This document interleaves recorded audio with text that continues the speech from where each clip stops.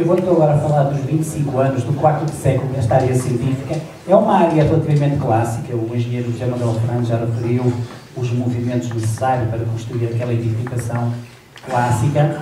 A minha apresentação é ela própria um tributo ao professor Pimenta Claro, que foi pioneiro desta área científica. Eu vou já demonstrar porquê. O professor Pimenta Claro faleceu em 2018. Está aqui o professor Pimenta Claro, que foi de facto o pioneiro no lançamento desta área científica. Mas eu começo, contrariamente àquilo que é os cânones para este tipo de apresentação, começo pelo fim, pelos agradecimentos. Àqueles que foram os contribuintes líquidos para que esta área seja o que é hoje. À cabeça o professor Pimenta Claro, e depois há aqui um trio que eu gostava de prestar um reconhecido valor, o professor Sousa Miranda, o professor Jaime Ferreira Silva e o professor Filipe Samuel, que não sendo da área, tiveram aqui um contributo incondicional, institucional e incomensurável, permanentes fontes de motivação e de apoio. Depois quem pôs a mão na massa, a Margarida Machado, a Ana Leal, o professor Filipe Marques e a Mariana, e temos aqui os Big 8, grandes contribuidores para esta área científica. Claro que 25 anos, 25 slides era o natural. Este 2 e este 5 representam a infinidade de eventos, de acontecimentos que nós vivemos. Portanto, esta área começou nos anos 90, com o professor Pimenta Claro, faz doutoramento em Tribologia, aqui está no laboratório de Tribologia, doutoramento que defende em 94. Este é o primeiro doutoramento em Mecânica na Universidade do Minho. Até então, as pessoas tipicamente iam doutorar-se para a Inglaterra. Há aqui um episódio curioso. Quando eu termino o curso, recebo o diploma do professor Pimenta Claro. Há uma coincidência entre eu terminar o curso em 97, o diploma em 98 e o diretor ser o professor Pimenta Claro. Coincidência. Portanto, no início dos anos 90, quando esta área emerge, o professor Pimenta Claro faz toda a sua formação académica em Tribologia clássica, nomeadamente em chumaceiras radiais hidrodinâmicas, quer as provas científico-pedagógicas, quer o próprio doutoramento, numa abordagem numérico-experimental giríssima e com reconhecido mérito internacional. Eu próprio, o que estava fazendo nos anos 90? Em janeiro estava a estudar para o último exame. Janeiro porquê? O segundo semestre era dedicado a um estágio empresarial. Depois participei nas últimas festividades académicas, estarei ali algures, com pouco entusiasmo, diga-se, e recebo a bênção de finalistas, como eu referi, do professor Pimenta Claro. Eu termino o curso, aquela licenciatura famosa pré-bolonha de 5 anos, termino o curso no verão de 97. Após o verão, eu sou contratado como assistente estagiário para o departamento de mecânica. E eu aí tive 2 choques que moldaram a minha vida até hoje. O diretor do departamento de então era metalúrgico, o professor Fernando Castro. E ele estava no fim do mandato, 2 ou 3 meses. Eu lembro perfeitamente. E então disse: Paulo Flores vai trabalhar connosco na metalurgia. E começou a mostrar-me aquelas imagens de microscopia, estão vendo? E dizia: está a ver a ferrite e a martensite? Esse professor não vejo nada. Passadas umas semanas veio o professor Sousa Miranda e diz: Paulo Flores vai trabalhar em lubrificação e lá está a hidrodinâmica. E disse: professor, eu não sei dizer essa palavra. E passados uns meses veio o professor Pimenta Claro abrir este novo horizonte inédito no departamento, que foi a dinâmica de sistemas mecânicos. Portanto, entre o fim de 97 e o início de 2000, eu fiz as provas científico-pedagógicas. Vamos dizer que é equivalente ao vosso mestrado. E reparem que o título é Análise Cinemática e Dinâmica de Mecanismos, a embriogênese da dinâmica de sistemas mecânicos.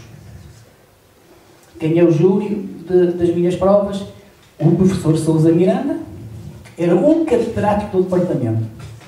É curioso que hoje tivemos um plenário de catedrático do almoço.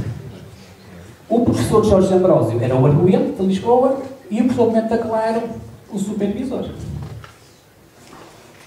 Mas, de facto, no século XXI é quando esta área começa a bombar. Ou, como eu digo aqui, a corrente começa a fluir. Nesta múltipla faceta universitária, em primeiro lugar a investigação, os projetos, as patentes, as publicações, as missões. Não sou eu que o digo, é o estatuto. Há colegas que discordam de mim porque nunca leram os estatutos. Portanto, a primeira missão de um professor universitário é investigar.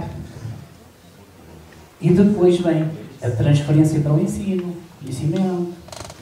E nós fizemos nesta área isto de uma forma bastante natural. Em 2001 tivemos o primeiro grande projeto, um projeto FCT, de grande envergadura para aquela época. Na altura, os coordenadores eram o professor Pentaclaro e o professor Jorge Ambrosa de Lisboa, que formavam uma dupla de meus orientadores de doutoramento.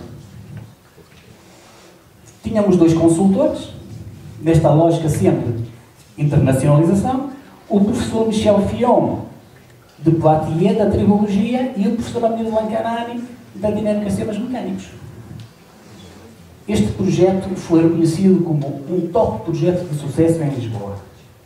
Isto enche-nos de orgulho, não é por ser em Lisboa, é pelo sucesso em si. Não é aquele orgulho balovo. Estão entendendo? Em 2002, temos a primeira grande conferência no âmbito da nossa área científica. Conferência mais ou menos sempre sinónimo de almoçaradas e coisas que já.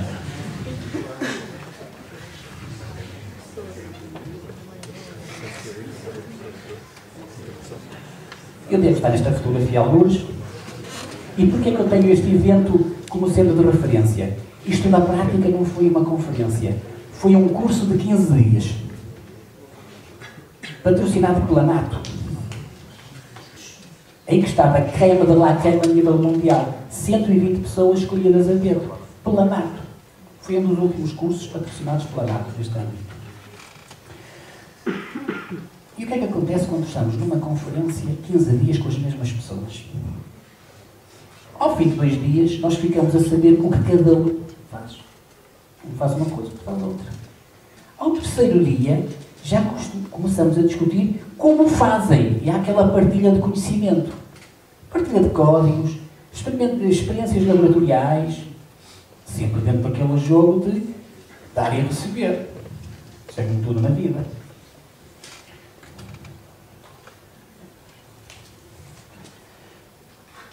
Em 2003 tivemos a primeira grande missão nesta área científica, que foi a minha ida para a Wichita State University. Wichita, se eu fizer uma cruz nos Estados Unidos, as linhas cruzam-se no centro dos Estados Unidos. Centro geográfico, centro geométrico. Wichita. Claro que eu ia cheio de entusiasmo, estão vendo ali. Eu, quando cheguei aos Estados Unidos, já tinha o doutoramento feito. Mas eu não tinha a consciência que isto tinha feito.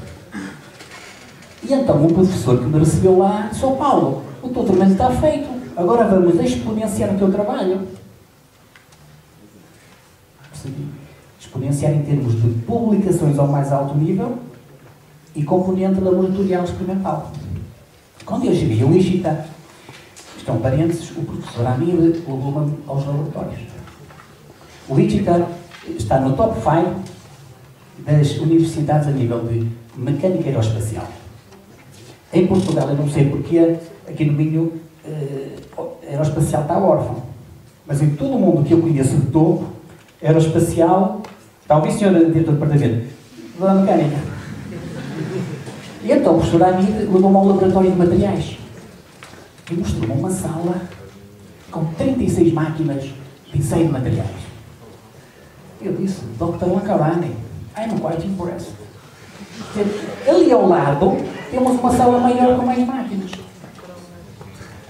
Portanto, é difícil competir entre os melhores a este nível. Na parte experimental, na parte da formulação das metodologias, estamos muito acima dos melhores. E então, como eu tinha doutoramento feito, o professor Amir vai-me convidar para beber uns copos. E a páginas tantas eu conheço em Wichita este franchising, Grand Central Station. É um franchising de discotecas.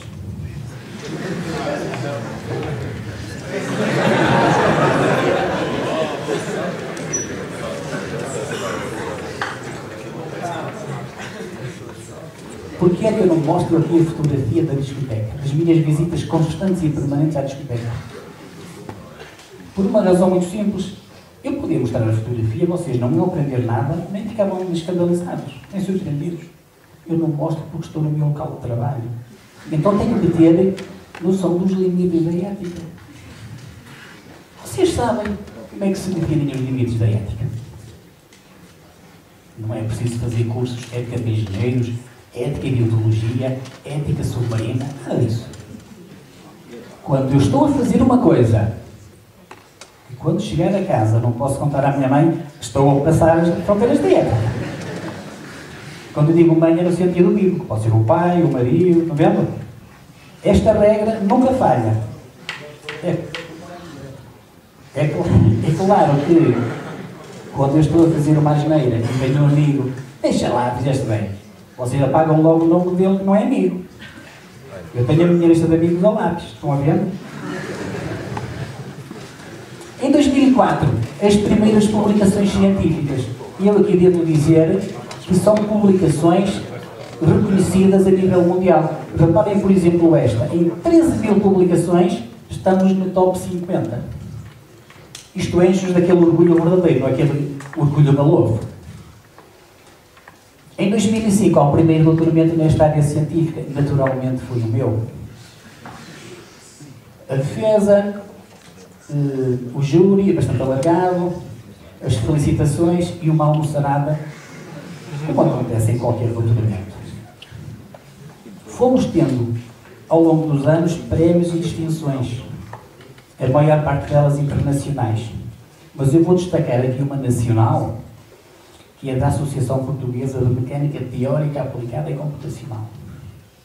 Os 3 primeiros prémios desta associação, que vieram para o Minho, vieram para o nosso grupo disciplinar. Os 3 primeiros, 2 para mim e 1 para o professor Luís Alves, verdade? Estamos à espera do quarto, é isso? Isto falamos ao almoço, professor José Miranda.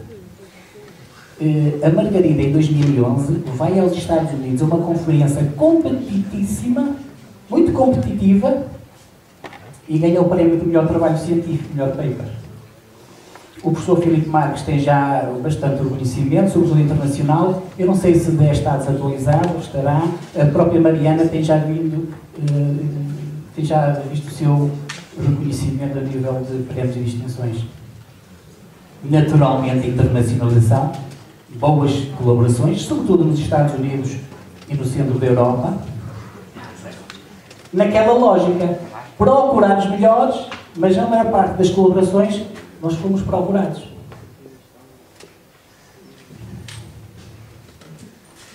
E agora vamos falar daquilo que foi a transposição da investigação bem-sucedida para o ensino. E então, em 2008, eu fui fazer uma sabática para Zurique, para a Escola Técnica de Zurique. A Escola Técnica de Zurique está sempre no top 2 ou top 3 das melhores escolas de engenharia na Europa. Vocês não queiram ter uma experiência na Unisquinas, na Universidade da Esquina. E então, quando fui para Zurique, dizia-me o meu chefe, o professor Jaime Ferreira Silva, disse-me 2 coisas. Uma delas eu não percebi. Vai, mas volta. Na altura não percebi isto. E depois disse, e quando voltar, vai dar a integradora 2. Eu aí não percebi, mas também não queria perceber. O que é que eu queria? Ir para Zurique, estão entendendo? Numa linguagem assim mais comum para nós, eu queria fazer meu Erasmus. Não vendo? E então, quando regressei, lá fui para a integradora 2, o professor Jaime sempre ali a motivar. Eu ia que desafio é que eu dou? Havia ali um drive range e disse, meus amigos, o desafio é conceber um sistema para lançar bolas de golfe. Então eles faziam a parte computacional, educado comigo completamente claro, e depois faziam um modelo físico. Um mecanismo de 4 barras, um grau de liberdade, um atuador, aquilo regulável em altura, para controlar a saída da bola.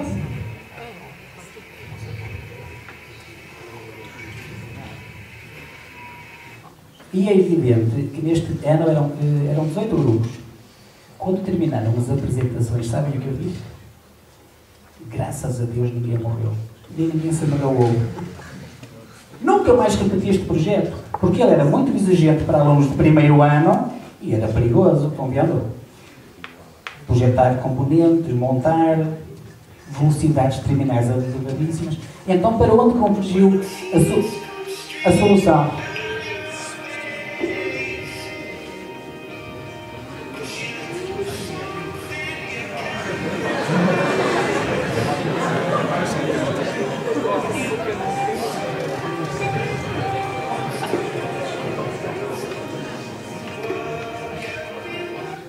Portanto, o princípio é o mesmo, é lançar uma bola de ping-pong, passar uma barreira vertical.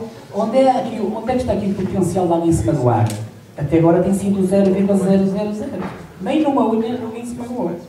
Aqui temos um dos últimos grupos, bem-sucedidos, do grupo do João, do vosso presidente. No primeiro ano já demonstrava todo o potencial para ser o vosso líder.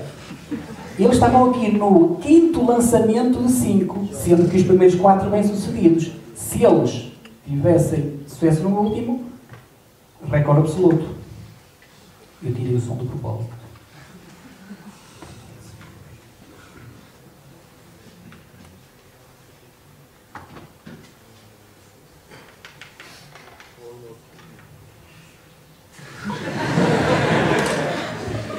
Este vídeo está no YouTube, podem ver com a reação em tempo real. Foram os campeões absolutos. Na altura, o diretor de curso estava no gabinete, lá em cima na mecânica, e ouviu um estrondo, na linguagem minhota, um basqueiro, veio a correr. O que se passa? Eu sou o senhor de curso, vou lá para trabalhar, vou falar para o seu... E qual é a formulação que nós utilizamos, quer na parte de investigação, quer no ensino? É a famosa conhecida formulação da Newton-Euler, as chamadas equações do movimento. Eu, como professor universitário, não posso deixar de ter um slide com equações. Esta é difícil, é igual a MA. E reparem que o Newton estava a estudar o movimento dos corpos celestes. Como é que ele chamava os corpos?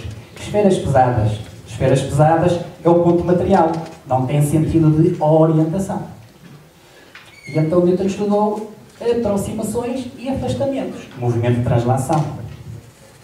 O Euler, a pedido do seu orientador Bernoulli, não perguntem qual deles que eu nunca sei, o orientador disse: olha, vais estudar o movimento dos barcos. Devido à ondulação, a rotação do corpo é importante para o movimento. E é neste contexto que o Euler desenvolve o conceito de corpo rígido, que é posição e orientação. Aquilo que em inglês se diz pose, position and orientation. Esta é a formulação mais moderna que eu vou chatear um pouco o semestre aos alunos do 4º ano. Aqui 2 palavras sobre o Newton e sobre o Euler. Muito rapidamente. Há uma pandemia em 65, 66. Morreu 25% da população de Londres. A nossa pandemia foi uma pandemiazinha. Lockdown. Newton vai de Cambridge para a aldeia natal. Dizem que esta macieira, aquela que caiu a maçã, eu podia demonstrar que isso foi um mito. E diz o Newton: estes 2 anos são espetaculares, são maravilhosos, faço tudo o que quero, crio, invento. E o ano de 66 em particular é o Annus Mirabilis, o Wonderful Year, o ano maravilhoso, em que ele inventou o cálculo, equações do movimento e lei da gravitação universal. Só para chatear, fez isto com 23 anos. Agora reparem, nós estivemos em lockdown há 2 anos. É muito provável que haja coisas a aparecer espetaculares nos próximos anos. Claro, também ficamos todos um bocadinho mais loucos. Mas isso os psicólogos. Todos nós temos no telemóvel uma calculadora. Cálculo. Quem inventou o cálculo? O Newton e o Leibniz, essa disputa. Isto é a primeira vez que se calcula uma área abaixo de uma superfície curva, de uma linha curva, utilizando um cálculo infinitesimal. Newton, blá blá, Quem publicou, de facto, a primeira vez foi o Leibniz. Quem publicou a lógica do cálculo foi o Leibniz em 84. Mas a Academia Real diz assim: "We recognize Mr. Newton, the first inventor." Pronto, eles fizeram a investigação de forma independente e têm os dois méritos. Quem presidia a Academia Real nesta altura era o próprio Newton, estão vendo? O que quer dizer cálculo? Cálculo quer dizer variação, taxa. Já dizia o Camões, tudo é composto por mudança. Porque até então tudo era constante, teoria de Aristóteles. Influência de Newton. Há aqui uma obra publicada por Michael Hurt em 78, físico e historiador norte-americano. Eu penso que ele é vivo, ele nasceu em 32. Reparem que 78 é o ano em que o engenheiro José Manuel Fernandes funda a Frasito. Estou correto? E então este historiador lista as 100 pessoas que mais influenciaram a história da humanidade. É evidente que tem aqui um ranking parcial, não é? 86 Vasco da Gama, caminho marítimo para a Índia. Na posição 10, Einstein. Na posição 9, o português Cristóvão Colombo ia ao serviço dos reis católicos de Espanha, aquilo que aprendemos na escola primária. E na posição 2, na posição 3 está Jesus, não é o JJ, é Jesus Cristo. E segundo este autor, Newton é a segunda pessoa que mais influenciou a nossa vida. Sobre o Euler, é muito raro, querem ver? Nasceu em Basileia, formou-se em Basileia, foi para Berlim, foi para São Petersburgo, regressou a São Petersburgo e morreu.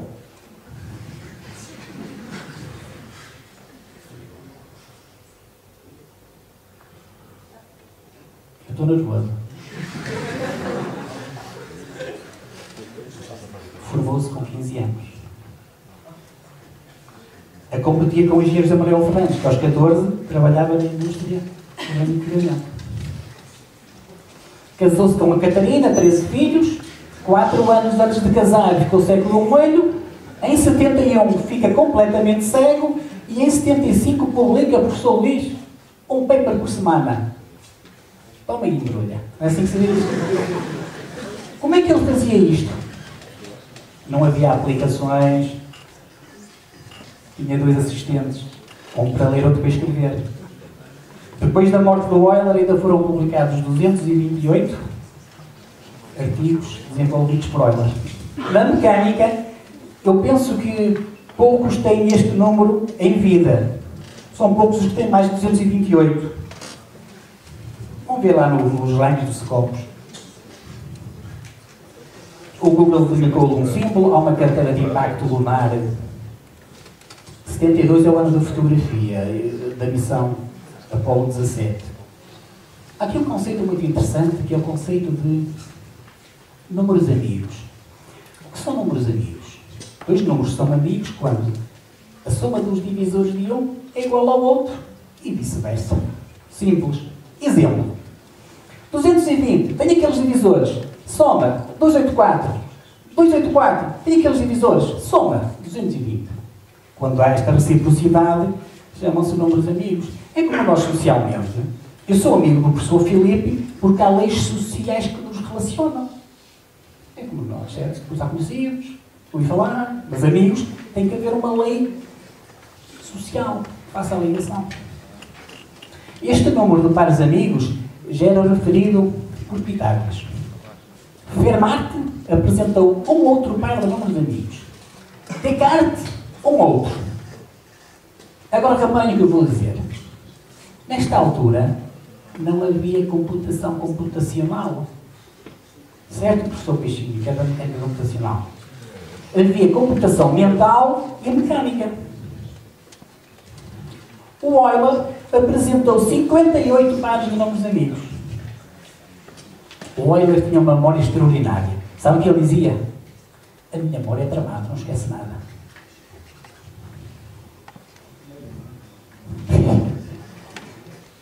Contributos de Euler imensos, desde logo os ângulos de Euler para a orientação dos corpos, que nós não utilizamos muito em dinâmica de sistemas mecânicos. Porquê? Por uma coisa que vocês chamam pontos mortos, que devem chamar singularidades, quando as barras ficam alinhadas.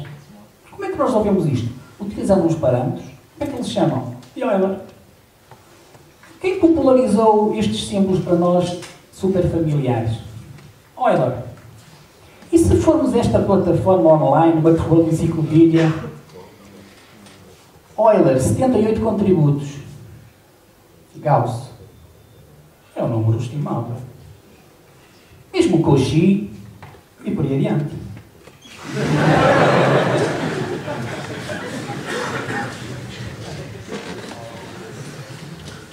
E onde estão as raízes desta área científica que faz um quarto de século na Universidade de Lima? Eu vou pôr isto em perspectiva. E vocês fizeram um desenho técnico com o professor Luís Alves, que sabem que a perspectiva era doutora. Mas eu vou aqui à Bíblia e faço uma transcrição do livro de Josué, que no capítulo 10 diz: E Josué falou ao Senhor e disse: Sol, para sobre Gibeon. E mais à frente diz: E o Sol parou. Então se para e parou é porque está em movimento.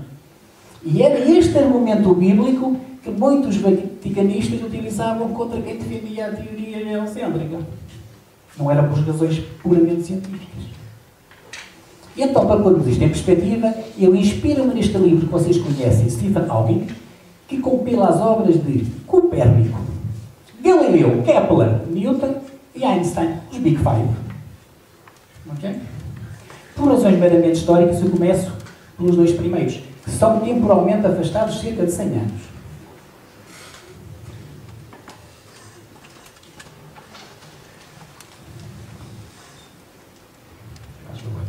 Até breve.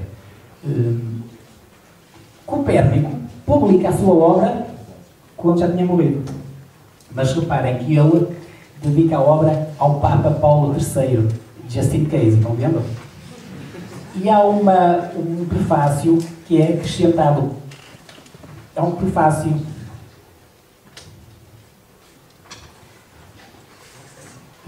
Há um prefácio não assinado que diz: o autor desta obra, que diz que a Terra está em movimento, não merece castigo, blá blá blá blá blá. O Galileu, para chatear, publica a sua obra em italiano, portanto a audiência e o readership é muito mais alargado. E depois publica em diálogo, a 3, em que um dos intervenientes é um bobo, é um parolo, chamado Simplício, que defende a teoria de Aristóteles. E há quem diga que vão ao Vaticano e dizem: oh Papa Urbano qualquer coisa, o Galileu está a gozar contigo, este Simplício, este parolo, este bobo, és tu. Quando diga que começaram os atritos. Até porque há aqui uma frase giríssima atribuída a Galileu que diz: a Bíblia mostra a trajetória para o céu, mas não explica as trajetórias dos céus. Portanto, cada macaco no seu carro. Agora é só fazermos a árvore genealógica em termos académicos para ver que isto resulta. O Copérnico orientou os réticos e por aí adiante. Leibniz já nos diz qualquer coisa. Galileu, Viviani, Borrow. Este Isaac Borrow foi, utilizando a nossa linguagem, fazer Erasmus para a Itália e foi estudar na escola de Galileu. Quando regressa a Cambridge, é o orientador não oficial de Isaac Newton. Estão vendo? Quando muitos dizem e Newton seguiu a esteira de Galileu, evidente, são da mesma escola. Estão vendo? É claro que Newton apresentou o princípio de inércia. O princípio de inércia, nenhum corpo se move de forma espontânea. É preciso força para atuar. Pronto, e por aí adiante. Leibniz, Bernoulli, o Jacob orientou o irmão Johann, o Johann orientou o filho Daniel Bernoulli, por isso é que eu nunca sei qual é dos Bernoulli. E o Johann orientou o Euler. E então estamos a ver que esta formulação que nós utilizamos há 25 anos, ao mais alto nível no Universidade de Minho, vem de Copérnico e Galileu, vem-nos agora a formulação de Newton.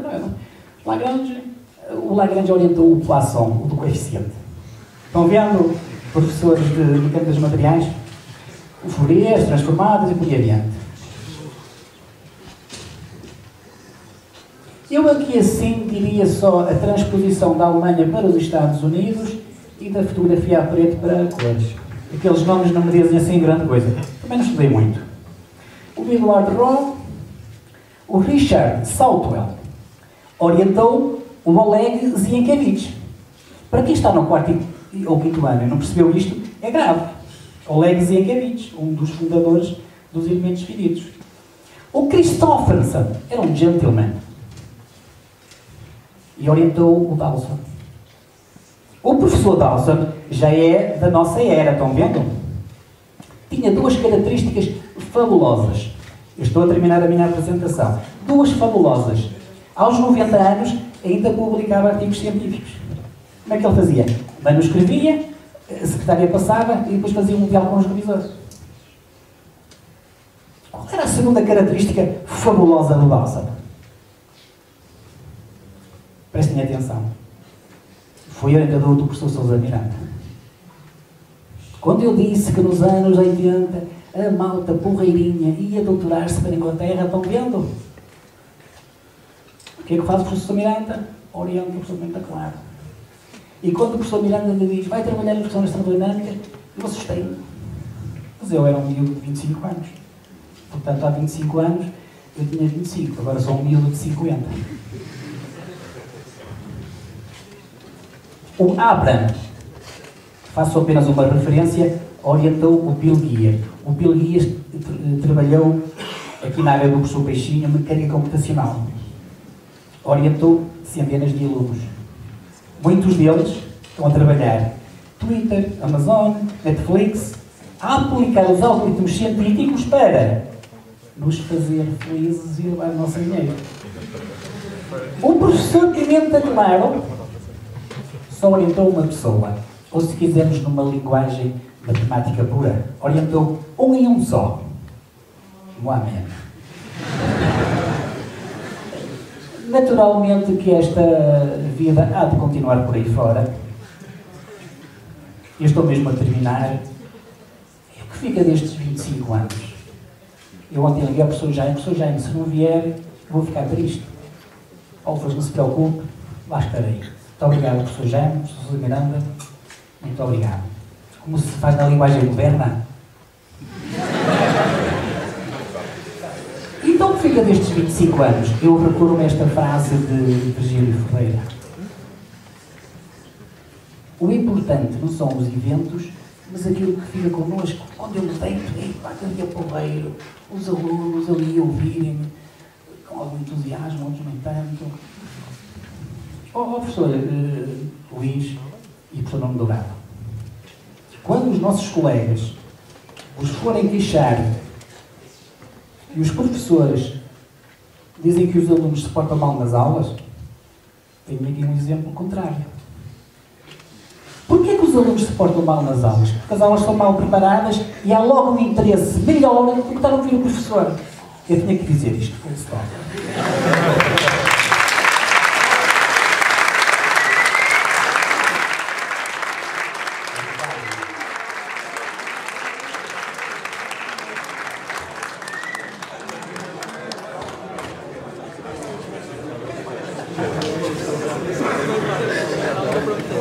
Professor Filipe, quem diz a verdade não merece castigo. Que aconteceu há 4 anos.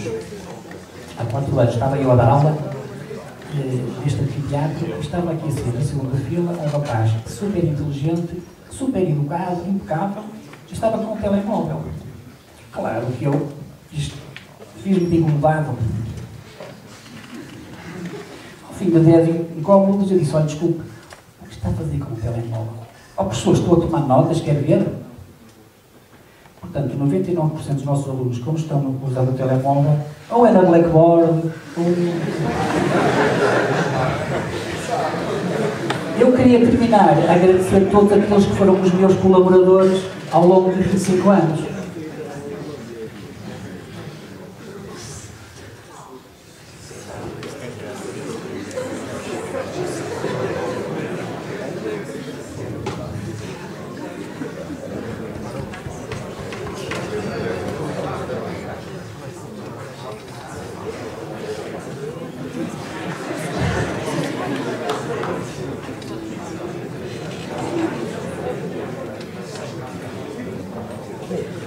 Muito obrigado pela vossa atenção.